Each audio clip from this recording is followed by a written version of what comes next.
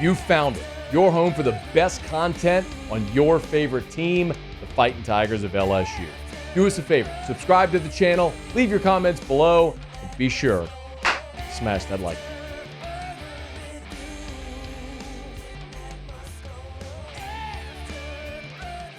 LSU drops their third consecutive game. They lose in Gainesville 27-16.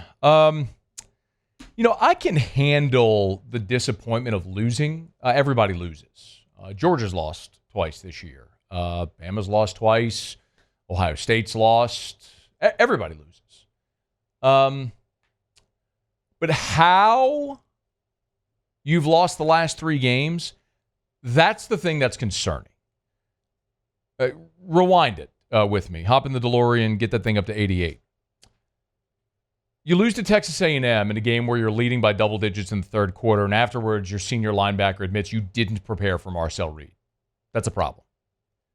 You have 2 weeks to prepare for Alabama, knowing there's two things you got to fix. You got to stop the running quarterback, and you got to stop the turnovers. The two things that beat you against Alabama, running quarterback, turnovers. That's a problem. Then you go into Florida, and you're playing a team that's down 5 starters on the defensive side of the ball. They're starting a freshman quarterback who's coming off a hamstring injury, really immobile, a team that's been blown out twice on its home field. You still have a lot to play for. You dominate time of possession. You hold the ball for 42 minutes. You run 93 plays, and you score 16 points. You overcame certain talent and roster deficiencies to win 6 straight. But now your lack of discipline, your lack of attention to detail, those things are crushing you. And the unfortunate part is those are the things that are supposed to be, in year 3, the hallmark for Brian Kelly. Culture, discipline, detail, all that sort of stuff. Look at the game. You had drive killers. You ran 92 plays. You possessed the ball for 42 minutes. You scored 16 points. Drive killers. Opening drive, 4th and 1. I had no problem going for it on 4th and 1. You know what I have a problem with? Burning a timeout because you're not ready with a play. Second quarter, you're down inside the 30-yard line. Will Campbell, false start on 2nd and 8. Put you behind the chains, you end up missing a field goal. Attention to detail from a veteran. Third quarter, you're driving, tie ball game. You score a touchdown. Beautiful play design, beautiful play call. Great throw by Nuss, great catch by C.J. Daniels. Kyron Lacy, OPI, unnecessary. From a veteran player, touchdown comes off the board. You settle for a field goal. Fourth quarter, you're down 20-13. You're driving. You get all the way to their 21-yard line. 1st and 10, Emory Jones, false start. Behind the sticks, you end up settling for a field goal. Instead of tying the game, you're down 4. They'd score out of reach. That's a problem. That's what I have a problem with.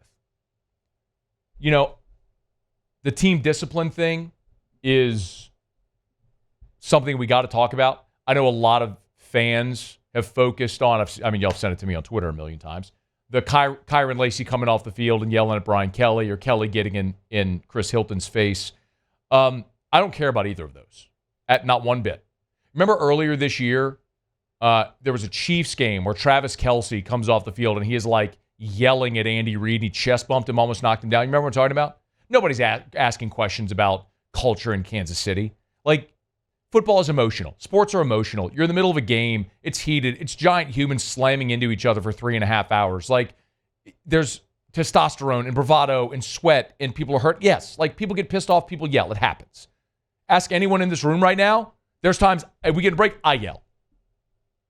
Muse, do I yell at times in break?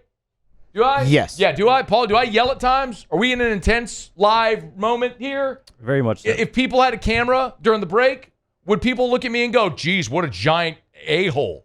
Yes. Yeah, sometimes. Is it warranted? Stop it, jerk. Anyway, yes, of course. When you're in a live setting, things got to get done sometimes. So I'm not worried about that at all. I'll tell you what I do care about. I care about Sage Ryan and Braden Swinson being suspended for the first quarter. Those are two veteran players, supposed to be leaders on your team, coming off a loss. You'd hope everybody would be locked in after an embarrassing loss to Alabama and 2 leaders, starters on your defense are both suspended. What I was told is 1 missed a meeting and 1 missed a workout, or was late for a meeting, missed a workout. Minor stuff, but still stuff. That in a week where you don't expect that to happen, it happens. I have a bigger problem with that. You expect your veterans to be locked in after that Bama loss, and you go out, and by the way, Florida's second possession, first play, pass goes right to Devon Keys. He drops it. You know why Devon Keys was on the field? Because Major Burns was playing safety, and Devon Keys was in at star because Sage Ryan wasn't there. There was the other thing that popped up after the game where we all saw the picture of Brian Kelly holding the play sheet. Brian Kelly was asked about it. Give me 4 post-game, please. Brian Kelly, post-game 4, was asked about holding the play sheet if he was getting more involved in the offense. I think when things don't go well, the head coach has got to be involved. And that's not to say that I don't have full faith and trust in my staff. I do. But the buck stops with me. When we lose a game, I have to be able to look at the reasons why. And quite frankly, I feel as though in my background and how I was developed as a coach, I feel like it's get involved. And so, yes, I've been more involved in everything that we're doing. Okay. Some people are going to freak out. I don't care. I don't care if the coach calls the plays. Brian Kelly called plays at Central Michigan, at Cincinnati, for a period at Notre Dame. I don't care if he wants to call plays. He's done it for a long time. If Brian Kelly wants to call plays, fine. Lane Kiffin calls plays. Steve Sarkisian calls plays. Lincoln Riley calls plays. Hell, Billy Napier calls plays. I don't. Jeff Lebby. There's tons of coaches that call plays. I don't care. Head coaches. I don't care at all if Brian Kelly wants to call plays. I also don't care if you strip play calling duties. If we saw it earlier this year with the Jets, Nathaniel Hackett stripped of his play calling duties. We saw it last year with Colorado. Sean Lewis was stripped of his play calling duties, and Pat Shurmur called plays for the rest of the season. I don't care. You want to strip a coach of playing calling duties? Fine. What I am not okay with is meddling during the game. That reeks of what Les Miles used to do.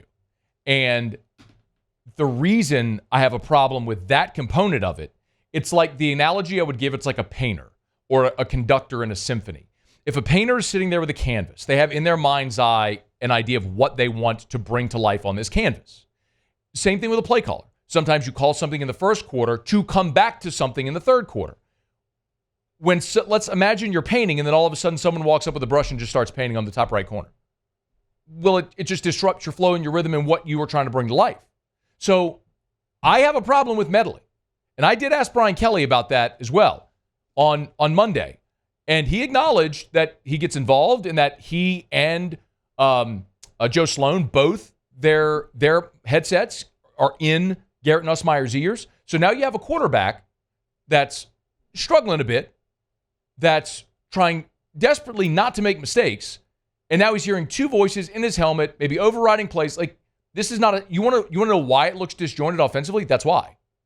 Because it is disjointed offensively. You don't have one person calling the plays and running the offense. You now have the head coach interjecting.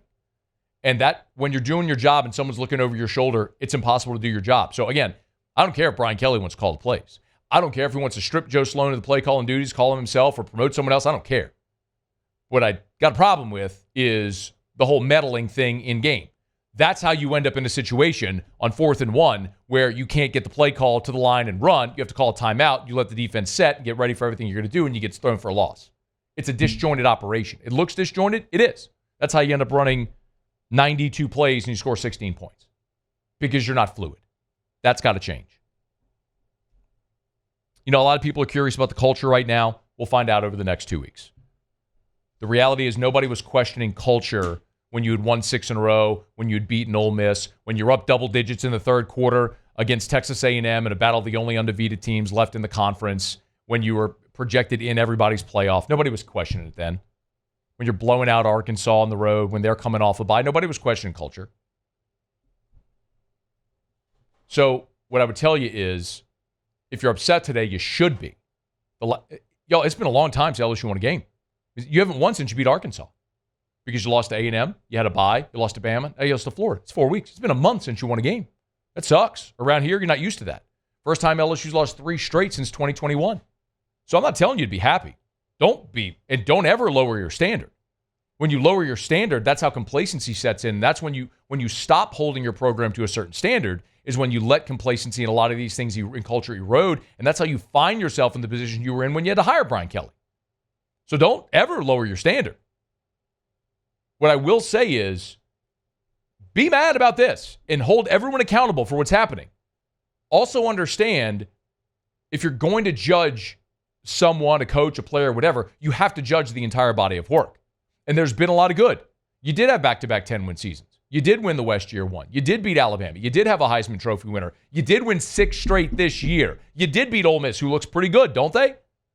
There's been a lot of good. How has it gotten to this point over the last 3 weeks where everything looks so disjointed? You got to figure that out. And you better do it over the next 2 weeks. Because over these next 2 weeks, it's going to tell you an awful lot. Because all of your goals are gone. All of your stated goals are gone. You can't win the West, or there's no West. You can't win the SEC. You can't go to the playoff. You can't get 10 wins. All that's gone. So who shows up to play the next 2 weeks when you don't have anything really to play for? That'll be very telling about the culture direction of the program. And I'll tell you this, if you want a reason for optimism, it's the class you're about to sign in a couple of weeks. Arguably the greatest signing class ever, depending on how they finish.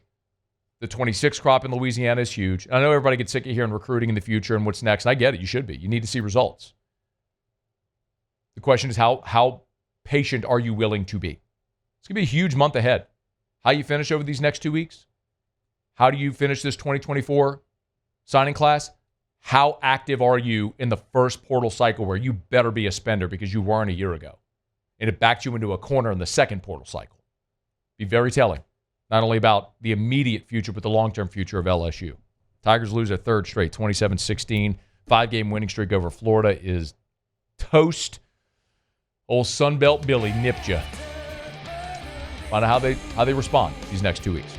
Hey, thanks so much for watching. Please leave your comments. I love to interact. And be sure to hit the red subscribe button below.